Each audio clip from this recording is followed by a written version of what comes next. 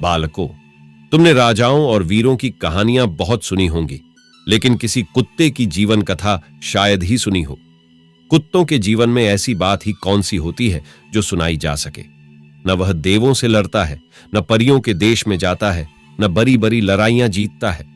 इसलिए भय है कि कहीं तुम मेरी कहानी को उठाकर फेंक न दो। किंतु मैं तुम्हें विश्वास दिलाता हूं कि मेरे जीवन में ऐसी कितनी ही बातें हुई हैं जो बड़े बड़े आदमियों के जीवन में भी न हुई होंगी।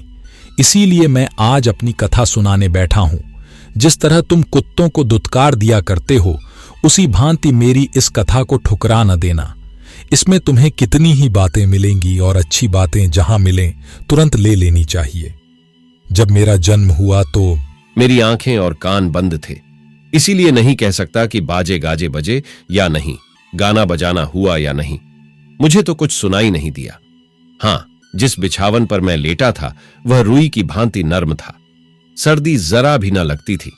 मैं दिल में समझ रहा था कि किसी बड़े घर में मेरा जन्म हुआ है, लेकिन जब आंखें खुली तो मैंने देखा कि एक भार की राख में अपनी माता की छाती से चिपटा हुआ परा हूं। हम 4 भाई थे, 3 लाल थे, मैं काला था। उस पर सबसे छोटा और सबसे कमजोर माता भी हम लोगों के पास कम रहती थीं।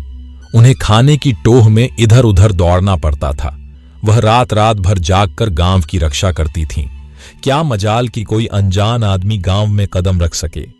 दूसरे गांव के कुत्तों को तो वह दूर ही से देखकर भगा देती थी। जब किसी खेत में कोई सांड घुसता तो उसे दूर तक भगा आती, मगर इतना सब कुछ करने पर भी कोई उन्हें खाने को न देता। बेचारी पेट की आग से जला करती थीं। उस पर हम लोगों की चिंता उन्हें और मार डालती थी।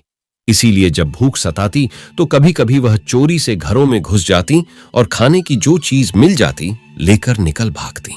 उन्हें देखते ही लोग मारने दौड़ते और घरों के द्वार बंद कर लेते। एक दिन बड़ी ठंड पड़ी, बादल छा गए और हवा चलने लगी। हमारे 2 भाई ठंड न सह सके और मर गए। हम 2 ही रह गए। माताजी बहुत रोईं, मगर क्या करती। गांव वालों को फिर भी उन पर दया न आई। आदमी इतने मतलबी और बेदर्द होते हैं, यह मैंने पहली बार देखा। आंचल स्टोरी को सपोर्ट कीजिए और सब्सक्राइब कीजिए और लाइक कीजिए, फिर शेयर कीजिए। हमारे इस वीडियो को देखने के लिए बहुत बहुत धन्यवाद।